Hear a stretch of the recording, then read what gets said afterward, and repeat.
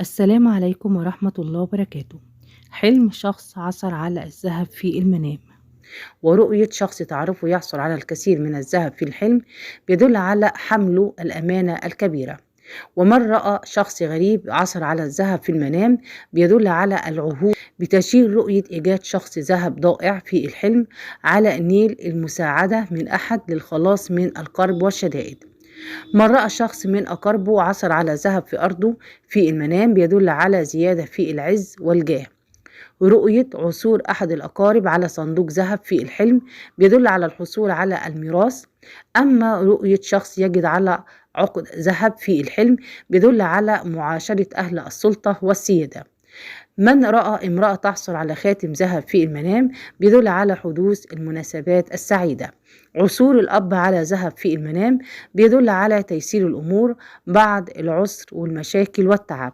أما إذا رأيت ابنك يجد الذهب في المنام بيدل على تحقيق طموحه وأمانيه.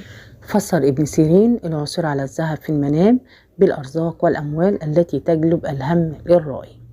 وقد تدل هذه الرؤية على الفرص الثمينة التي يجب استغلالها والاستفادة منها والحذر من مخاطرها. حلم العثور على الذهب الضائع بشارة خير بانتهاء المتاعب وصلاح الأحوال. وقيل من رأى الذهب المفقود في المنام فهذا يبشره بعودة مال أو شيء مسلوب منه. عثور على سبائك الذهب في المنام دليل على مواجهة العراقيل والصعوبات في الأعمال. أما حلم إيجاد الذهب الخام بيدل على العمل الذي يحتاج إلى جهد وتعب. أما رؤية العثور على مصاغ ذهبي في المنام بيدل على الفوائد والأرباح التي ينالها الرائي من أعماله. أما إذا رأيت أنك عثرت على الذهب والفضة في الحلم بيدل على الحصول على مال مبارك ورزق وسعادة. حلم العثور على الذهب والألماس بيدل على الانغماس في فتن الدنيا ومتاعبها. وبتشير رؤية إيجاد الذهب والمال في الحلم إلى مرور الرائي بالشدائد والمصاعب. أما العثور على الذهب المسروق في الحلم بيدل على رجوع حق من حقوق الرائي. من رأى أنه وجد ذهبه المسروق بعد عناء في المنام بيدل على عودة أموال مسلوبة بعد تعب طويل.